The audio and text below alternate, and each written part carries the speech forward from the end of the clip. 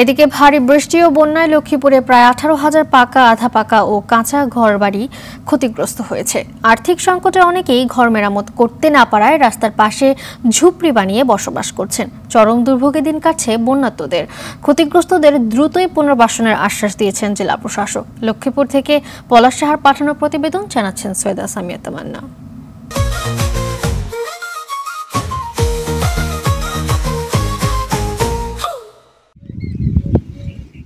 লক্ষ্মীপুরে এবার বন্যায় ব্যাপক ক্ষয়ক্ষতি হয়েছে। এ জেলায় প্রায় 18,000 ঘরবাড়ি ক্ষতিগ্রস্ত হয়। বন্যার পানি সরে গেলেও এসব ঘরবাড়ি মেরামত করতে গিয়ে বিপাকে পড়েছেন দুর্গতরা। বন্যার পানিতে ঘরের খুঁটি নড়বড়ে হয়ে পচে গেছে, নষ্ট হয়েছে ঘরের টিন, কাঁচা ঘরের ভিটের মাটি সরে গেছে। পানিতে মাটি নরম হয়ে থাকায় ভিটেতে নতুন মাটি ফেলারও সুযোগ নেই। অনেকের কাছেই নেই ঘর মেরামতের অর্থ, তাই অনেকেই বাধ্য হয়ে রাস্তার পাশে ঝুপড়ি ঘরে বসবাস করছেন।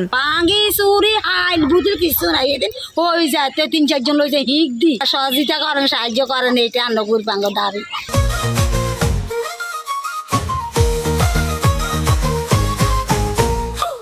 বন্যা দীর্ঘদিন থাকার কারণে আমার ঘর ভাঙি গেছে, এখন আমি থাকতে পারি না।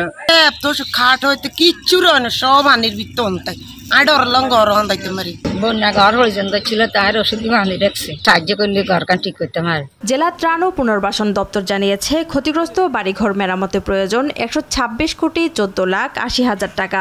আর বরাদ্দ পেলেই ক্ষতিগ্রস্তদের পুনর্বাসন করার কথা জানান জেলা প্রশাসক। আমাদের সম্ভাব্য ব্যয় প্রায় 126 কোটি টাকা। যারা ক্ষতিগ্রস্ত হয়েছে, বিশেষ করে ঘরবাড়ি এবং অবকাঠামোর ক্ষেত্রে, তাদের প্রত্যেককে আমরা সহায়তা দিতে পারবো, যেটি পুনর্বাসনের ক্ষেত্রে খুব কার্যকর ভূমিকা পালন করবে। জীবনযুদ্ধে আবারও ঘুরে দাঁড়াতে দ্রুত সরকারি সহায়তা চান বন্যায় ক্ষতিগ্রস্তরা।